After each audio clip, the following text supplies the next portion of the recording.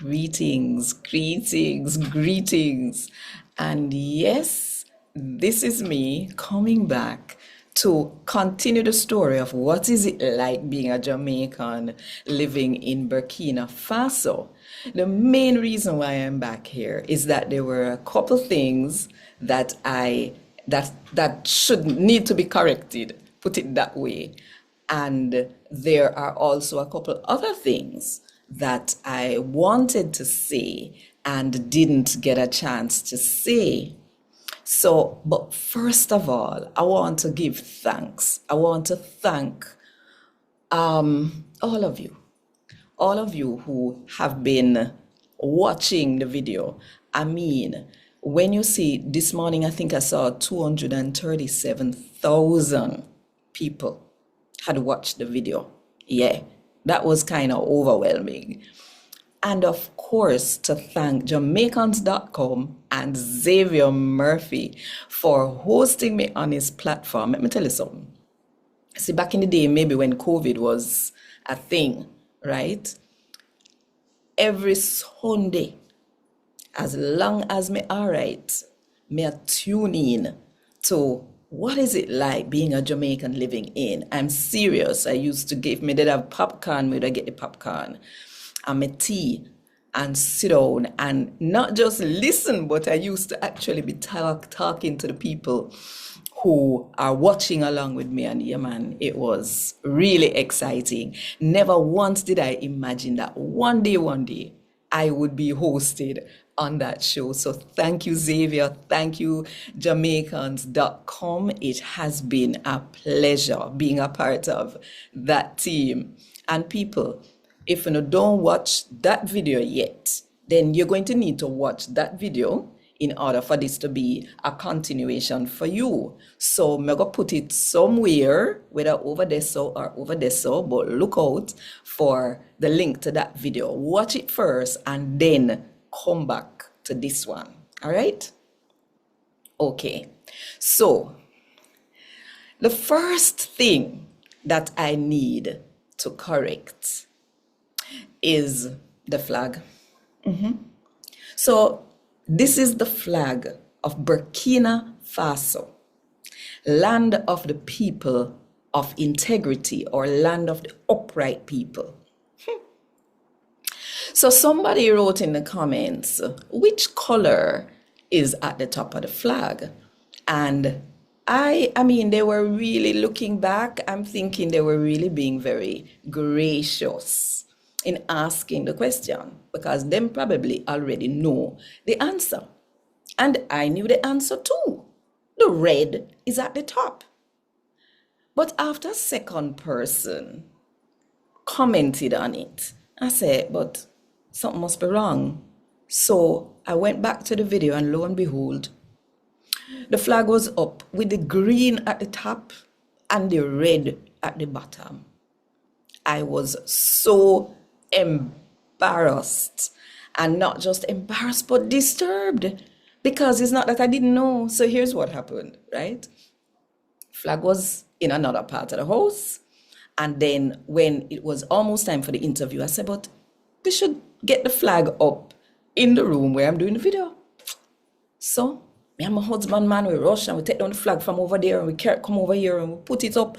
And trust me, neither of us realized that the flag was upside down.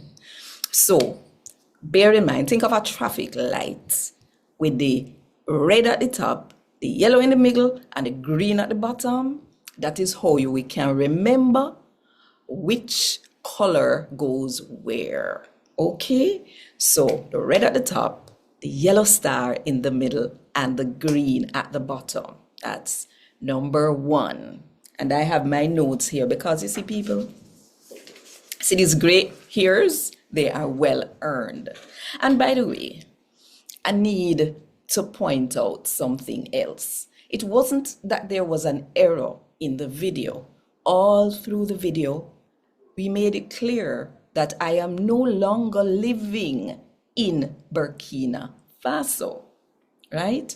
So, but somehow, because the thumbnail, it wasn't even the title, It was the thumbnail. So that tells me how important thumbnails are if you're a YouTuber. Because some people only are looking at the thumbnail and not at the title, the official title of the video. So the thumbnail said, Jamaican living in Burkina Faso. So almost everybody thought I was still living in Burkina Faso. And I cannot begin to tell you how many wonderful people reached out to me, telling me they might come to visit me, even my friend them who live right here so in a Jamaica with me. Yes. So I have to say, I am no longer living in Burkina Faso. I lived in Burkina Faso back in 2002 was when I landed there first, and I left early 2004, and I have not yet been back. I really desire to go back to visit my friends, to see all of what has been happening, especially in recent times with the president, Ibrahim Traore. Yes, all I want to know about Traore by now, I am sure. So I'd love to go back and see what the country is like now. But I have not been there since 2004. If one can do the maths, when we understand a 21 year. 21 years ago, I left Burkina Faso. However, I am still friends with people there, and we still communicate via social media, etc. Right? So that is another thing I needed to correct. So I was saying that the gray hairs are well earned. So I need to have my notes to remember all the something them when we need to correct. Another one, says when me listen back to the video. Me say, hold on, what me just say a while ago. I was not aware. My mouth slipped. And instead of saying that Burkinabe were always celebrating Bob Marley on the day of his death, I said on his birthday. And I know it made some people think me never know when me I talk about. But it's one of those things, that happen. And it may happen to young people too, but the older you get, the more you have these mouth slippages. And if I had not watched the video again, I wouldn't know. Say me did make that mistake. Yeah. And of course, I know a lot of you wonderfully bright people know for sure that Bob Marley was born on the 6th of February. Don't ask me what year right now. I know that he died in 1981. I hope I'm telling the truth now, people. But I remember being at school. I used to go to St. Hugh's, and I remember running over to the C campus, which was the part of the campus that overlooked South Camp Road. And they were traveling along. Okay, my husband bring me the information. He was born 1945, the 6th of February, and it's 1981 him dead, right?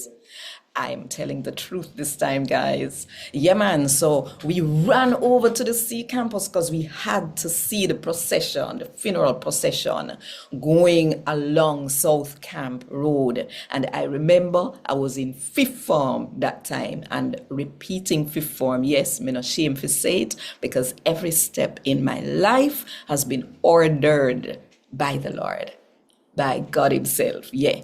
So my husband come in the room again, because him want to make sure it was the 11th of May, right? Him want to make sure I'm telling the truth this time. So it was the 11th of May that Bob was died, and my husband, who is, as I said, right here with me, Marcel Goffe, he was a part of the team that decorated the National Arena for Bob Marley's funeral. So say him know what him a talk about.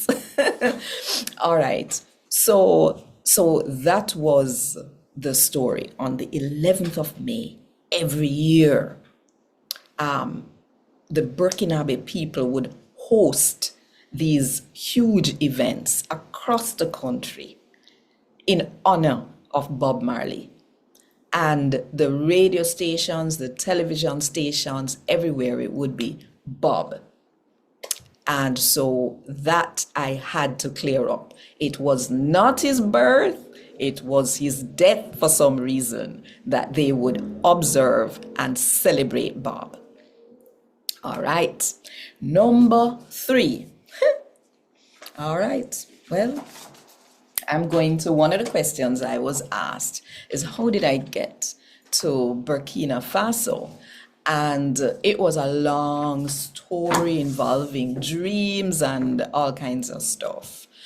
But I must say, thank you to all the people who gave sacrificially even to make it possible for me to fly all the way from Jamaica through the United States, where I spent a couple months studying ethnomusicology, through Switzerland, where I spent another couple months, is actually 3 months each stop, to study French, because I never studied French in school, and then on to Burkina Faso. You can imagine how expensive a venture it was. And if I did not have a community supporting me, my friends from chords, singing group, and my church family at First Missionary Church and the entire Missionary Church Association, and a whole heap of other people,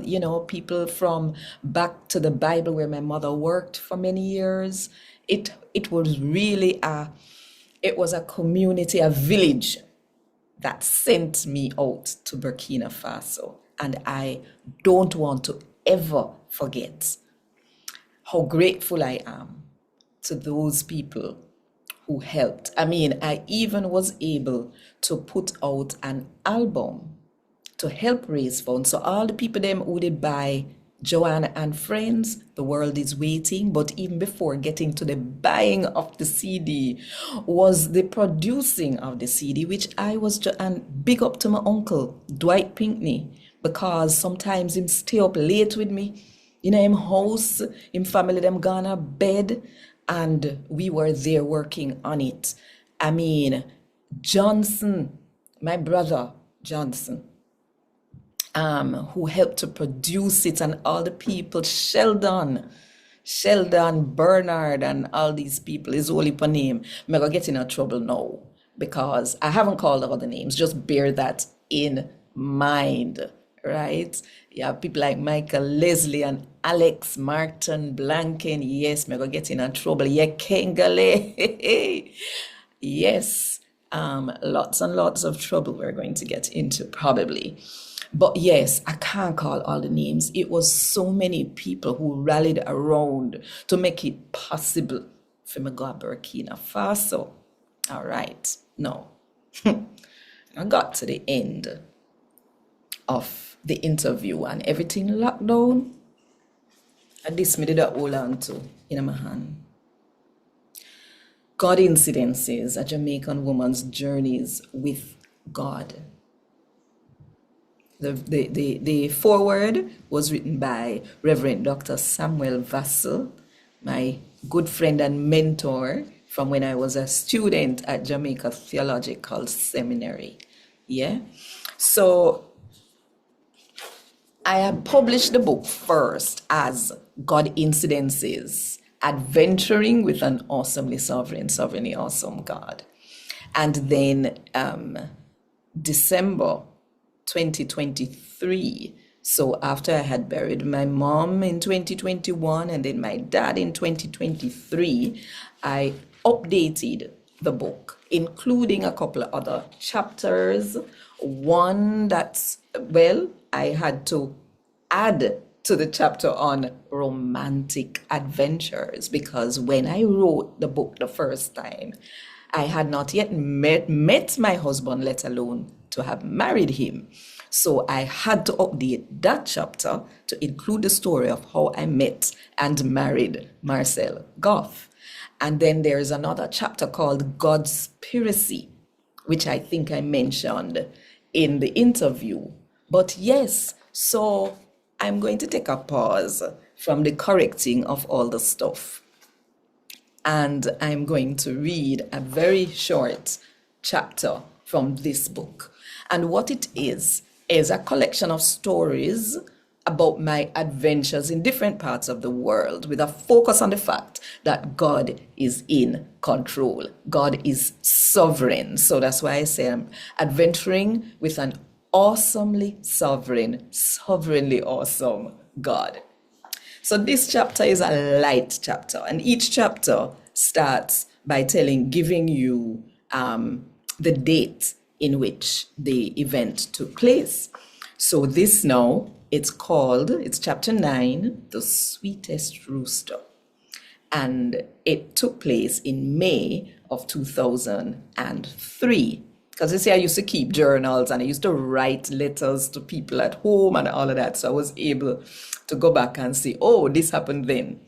So, and I always started with a Bible verse. It says, a cheerful heart is good medicine, but a crushed spirit dries up the bones.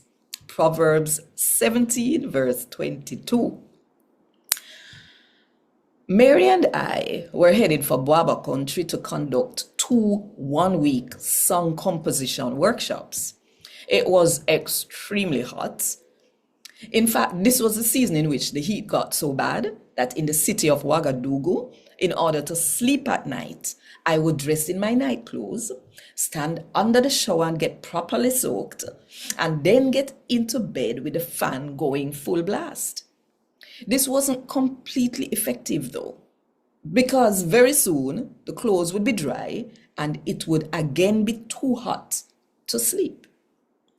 Eventually, I devised a plan whereby I would sleep with a basin of water beside the bed. In order to sleep peacefully, I would soak a sheet and wrap myself in it. Of course, with the fan at its highest setting. When the heat woke me, because the sheet was dry, I would simply soak it again and go back to sleep. I tried it with a towel once, but that was just too cold. This was not Ouagadougou where a fan was available. This was out in the village. No flush toilets, no running water, no electricity. You could feel the scorching heat on the walls when you touched them. There was no way we could sleep inside those buildings at night. Our only option was to take our cots outside and sleep in the courtyard. We had lots of company, dogs, cats, and chickens. And a rooster. I'm including this story because my cousin wouldn't forgive me if I didn't. She's still laughing about it 7 years later. Personally, I didn't think it was that funny. So here we were sleeping in the courtyard of our missionary colleague. I remember having to shoo a cat off the cot one night and a young chick on another occasion. That wasn't as annoying as having to deal with the habits of the rooster. I had always been of the impression that roosters crowed only at daylight to inform their owners and neighbors that it was time to rise. I soon discovered that not every rooster adhered to this system. The rooster in question would begin crowing at about 3 a.m. every morning and continue intermittently until about 6 a.m. After the second morning, I was so mad. This was just not acceptable. But how could we put a stop to this? A solution soon presented itself. It was announced that we would be having one of those famous tea drinking ceremonies. We would start out with a very strong, very sweet pot of tea. As we drank tea and chatted about any and everything, we would keep adding water and sugar to the tea until eventually the tea would just be hot water and sugar. Then it would be time to bring the ceremony to a close. The ceremony did not only include tea, however, it also included a hearty meal. The plan was to kill a couple of chickens for the feast. My eyes lit up. Would they please allow me to decide which chicken would die? No, came the reply from my colleague who was the owner of the chickens. She saw the glint in my eyes and knew exactly what I had in mind. No, we will not kill the rooster. I have no idea what caused her to change her mind. Perhaps she realized that she was also suffering from a lack of sleep. Whatever her reason was, I really didn't care. I was just happy that for the rest of the workshop, I would be afforded the luxury of sleeping right through the night. And I must admit, that was the sweetest rooster I ever tasted. The end of that story. And there is a journal guide also at the end of each chapter so that the reader can process their own life as they journey along with me. So this one says, recall a funny story. After writing it here, share it with a friend and laugh your way to a healthier day. Yeah, and there are more stories in here from Burkina Faso. I think probably the most intriguing one was the story of the case of the dissolving clothes.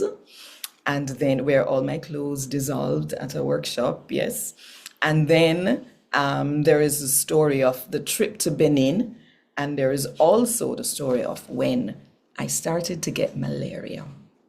And then just miraculously, the next morning, not even the memory of the pain I was feeling the night before was there. So yes, let me encourage you. If you want to hear more stories, both from Burkina Faso, from Switzerland, from Costa Rica, Panama, Peru, there are a couple of interesting ones from Peru as well as the last chapter is Inner Adventures, about my own processing of my faith. So if you want to hear more about that, this book is available both in the paperback and the Kindle version. And the paperback one I would encourage because then you can get to write. But of course, you can also get an exercise book, a notebook, a journal, a nice pretty journal, and write your notes along with following me on my adventures with God. So, okay, that was something that should have been mentioned at the very least in the last video.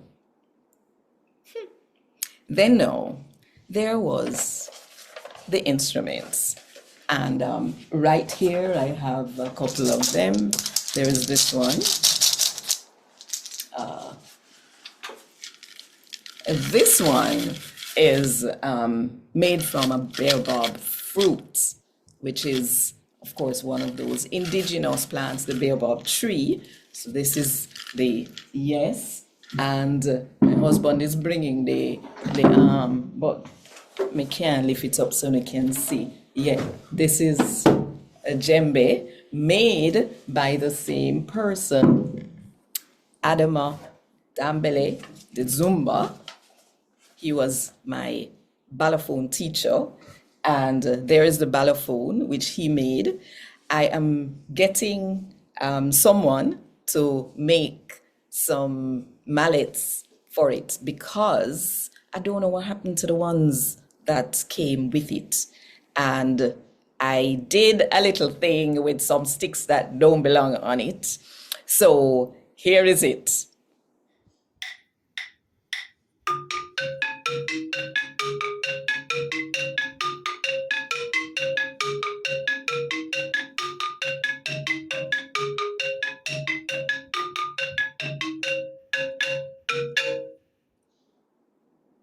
Yeah. So that song is called The King of Oradara. And Oradara is one of the towns in Burkina Faso. So after 21 years, me decide to pick up the sticks and try to play this song again. This is a portion of it. I had to perform it along with some real professional musicians playing balafon and djembe, and I don't remember what else. The kora was probably a part of it too. I do have a kora, but it's broken. And I also have a lunga talking drum. But anyway, so we did bring back some instruments. I hope you enjoyed hearing the balafon. Maybe when I get the new sticks, the ones that are the proper ones, the mallets that are the proper ones, then maybe I will try to play that song again for you. And lastly, now, I should have known, having been a veteran watcher of the show that is What's It Like? It's really Jamaicans to the world. What's it like being a Jamaican living in? I should have known. Last question is always, how do you say goodbye? And really, I could only remember the French that we would say, à tout à l'heure, that means see you later. And while we were doing the interview, suddenly, Lafibala came to mind, but I could not remember exactly how it was used. So what it really is that it's somebody would ask you, how are you? And it would be Lafi Beme. And then the response would be, I'm healthy. So it would be Lafi or Lafi Bala, I'm healthy. So listen out. If you go to Burkina Faso, if somebody asks you, Lafi Beme, or how are you? Then your answer would be Lafi Bala, I am healthy. Whether you're healthy or not, remember me tell you. All right. So again, I want to thank you. Thank you for listening to me give you, the the corrections from that video. Thank you to those of you who chose to follow me as a result of that video. And I must say it really was a God incident, because from a couple of years ago, we spoke about doing this. And then both of us, both Xavier and myself, forgot about it. And now we're in this season where Burkina Faso has come to the surface. I mean, it is trending in a big way. And that is really why Jamaican living in Burkina Faso got so many views, because so many of you are interested in what is happening. It is as if it is giving new hope to people of African descent, both at home on the continent and in the diaspora, all the way here in Jamaica, which is where I currently live. So we have to understand, as I was saying earlier, that God is sovereign. He is in control. He is the one who determines. Should I say determine? What I will say is that everything has purpose at the root of it. So there is a purpose now in the fact that this video has just come out now. And if you never followed my instructions and went to watch the video, check the description box. You should have watched it before you watch this one, but check the description box. I'm going to put it there, the link there as well, so that you can see what it is that I'm following up on here. May I beg God for bless you and keep you.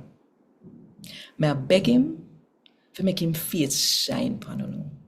May I beg him for lift up the light I'm counted, for smile upon you and go no feel peace today and tomorrow and the next day and the next day, so till him come back. Oh no, what good and one love.